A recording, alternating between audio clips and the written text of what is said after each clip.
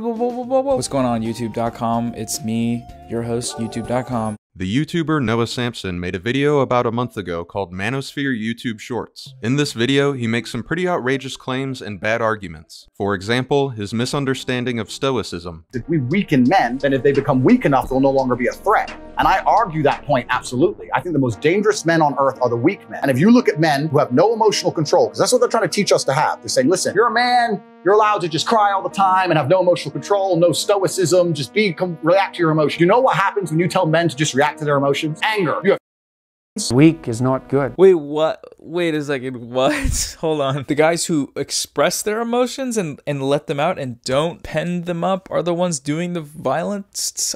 What? This is a picture-perfect example of a straw man. Stoicism isn't about pinning up your emotions and not properly expressing yourself. It's more about learning how to process your emotions in a level-headed manner. Another little tricky little conflation there between emotional health and emotional control. Emotional health being somehow indicative of instability with your emotions, an inability to not react to them. The only way Noah Samsen could see emotional health being conflated with emotional control is if he thinks Andrew Tate is trying to imply emotionally healthy when he says weak men, which doesn't make any sense. And instead of Andrew Tate conflating these issues, I think Noah Samsen is trying to separate two issues which are intrinsically tied to one another. Having control of how we respond to our emotions is indicative of good emotional health. The most dangerous man in the world is a weak man, the man who is not a threat. And those are actually the biggest threat because they're the ones doing a lot of violence. This mocking statement begs the question, who do you think is more likely to commit violence? A strong, responsible, level-headed individual, or one who is incapable of controlling the whims of their desires and emotions? For example, this man who tries to rob a store. He tries to command them to open the register, but they just leave the store and lock him in instead. He then starts violently panicking for a bit, and then starts pleading, begging, and praying. The people he's pleading to are the same people he just tried to rob. This is not a display of strength. This is a display of weakness and cowardice. A lack of emotional control often leads to negative behaviors. I bet if Noah looked into Stoicism in earnest, he would find good value in it. Also, I think it's worth noting that one of the things Jordan Peterson says is most important is to become an effective communicator, which is kind of the opposite of encouraging people to pin up their emotions. Next, we got some comedy critique. I'll be honest, man. Men and women aren't equal. I'm sorry if that hurts your little stupid ears. Wow. 660,000 likes for a joke. It's been told so many times, you should be banned from comedy for life for doing it. Triggered liberals, all I'm hearing is crybaby. I do agree this kind of routine has been done to death. What I don't like about Noah's take here is he starts to critique it as comedy and then starts dissecting it as if it's an actual argument. We're equal. I want it to be equalized. No, you don't. When any one of you got a babysitter tonight, how many of you picked a dude? None of you! Because the baby would fall off the balcony and... Weird, strange gender expectation there that guys can't be good babysitters. It's the same thing that says, like, guys can't be good fathers, because they'll, oh, he's too busy on the grill and watching football, he's gonna fumble his baby, or whatever. Men are actually biologically incapable of being caring and responsible, and that's a value I uphold, and I think is good to impart upon other people. I think it's a pretty big stretch to consider that stand-up as manosphere content. What brings this to absurdity is that later in Noah's video, he says one of the main reasons that women divorce men at a higher rate is because men are less willing to be caregivers and less willing to spend time with their family. Women leave men 80% of the time, and if they're college educated, it's 90. So if you get divorced, it's 80% of the time like the woman leaves. And one of the number one predictors of divorce is actually if the woman out-earns the man. Doesn't even get into any of the reasons why a woman might initiate split-ups at a higher percentage than men. One of the biggest reasons is a disparity in the willingness to be a caregiver and spend time facilitating a family. And this is just very well documented throughout history. I want to be clear, it's not Noah's argument against Pearl that I'm taking issue with. It's that he's using the same line of reasoning that he just criticized the comedian for. Weird, strange gender expectation there that guys can't be good babysitters. There's a disparity in the willingness to be a caregiver. So which is it? Is it weird to expect men to be subpar caregivers, or is that the reason why women are leaving them? And this is just very well documented throughout history. You work out strictly for appearance-based reasons, you are fatphobic.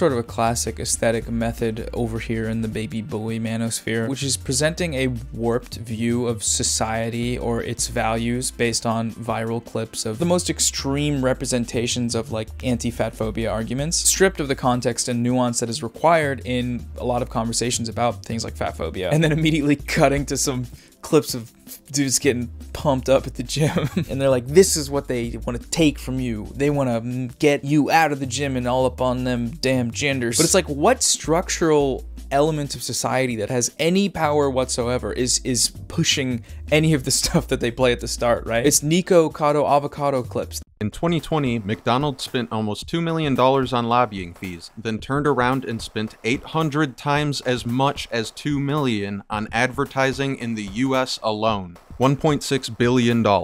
McDonald's is not the exception, but the standard for the American food industry. If I had to bet, that money spent on lobbying and advertising isn't about physical health awareness. Plus, the body positivity movement has been pushed very heavily through the mainstream media. Some would say the body positivity movement helps destigmatize obesity, but in many ways it normalizes and glorifies unhealthy behavior. The out-of-control obesity rates in countries like America are not normal or healthy. I think it's best if we don't try to normalize them. Noah asks what societal structures are pushing this agenda. Well, considering the American food industry lobbies to be able to continue advertising to children, the government and the media are helping the fast food industry push this agenda. And that's only one angle to consider. I'm sure there are many others. Like, I'm all for a little gym motivation, right? But why does it have to be a little bit fascist, you know?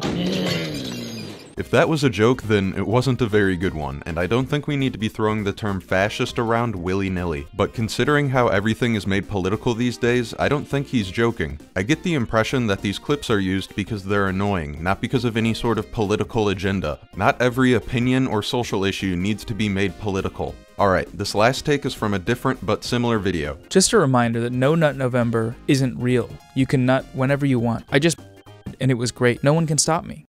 Uh-oh, muscly back profile picture. No Nut November isn't about depriving yourself of pleasure. It's about showcasing your warrior spirit. Everyone has an internal war. The human mind versus the animal body. Show your body that you are king, that you are not a slave to your desires. Embrace N. Or be normal. Just be normal. It's okay. Do whatever activities you want with your friends on Reddit, but just be normal about it, okay? I think there's a level of humor in this reply that Noah is missing. My impression is that guy on Twitter is just being hyperbolic and silly about his love for No Nut. Noah's response to this is, be normal. Just be normal. And that doesn't seem like a very open-minded or progressive sentiment. Normality is a theme in Noah's videos that comes up quite frequently. Can you please be normal? The overuse of the word normal is one thing, but the phrase be normal? I think telling people to be normal gets closer to fascism than Mr. Kitty After Dark compilations ever could. Very normal. Semi-normal guy, because I'm normal. And it's really unthinkable to those of us who are normal, decent people. Not as much as they might normally be. And I get if you're a normal person, you don't even want to walk through an event like this, but even if they get turned down, they're able to experience that and still be normal about it. So it's okay to be weak. I'm not going to speculate as to whether or not she was lying, because I am normal. Because I'm healthy and normal. Okay, so any normal human being. Because I'm normal. What she's expressing here is very normal. It's the kind of thing normal people say all the time. Now I get to choose between either thug number 1 or thug number 2. So who wins? It gets bigger when I pull on it. I haven't given them my phone number because I've been warned. What happens here? You know where it winds up? It winds up in a directory. Okay. I'm hired. I have everybody else's phone number and address. Do you think I'd make you put out without giving you what I promised? From the beginning until now, it's still a big thing. And that no-eyed square guy, what's his deal? I'm trying to give you a chance. I'm trying to give democracy a chance. Even in the game that you lost, and when you were in a lost position, your heart rate was basically the same. I just have one speed, apparently. So, confidentiality, you know, it's a word. I really believe it, and I believe it for myself too. Every week, we get from this district a package which comes in a big envelope like this, okay? It's supposed to be confidential and it's sealed. You know what? I didn't get them all. I'm missing 1,200 emails. Can you believe it? 1,200. Can't get them. But anyway, on this one right here, it's written misdelivered to, and I won't tell you the address, 3 times now. Yeah, I just got a few things to take care of and then I'll be on the next flight. Did you find out what you needed? Yeah, it's a blueprint for manufacturing some sort of wireless fax technology. One more question, and I'm out, because I am sick and tired of this. What do you know about a cold phone? You don't ever want to get one. Are you not on the phone still? No. Is that a yes? It is. If I were you, I would not check my icebox. What's in there in the icebox? Get on your little tiny mousy tiptoes. Tell me what's in the icebox. Hello? Mouse? This is all like some sort of puke dream that I can't seem to shake the sweats from.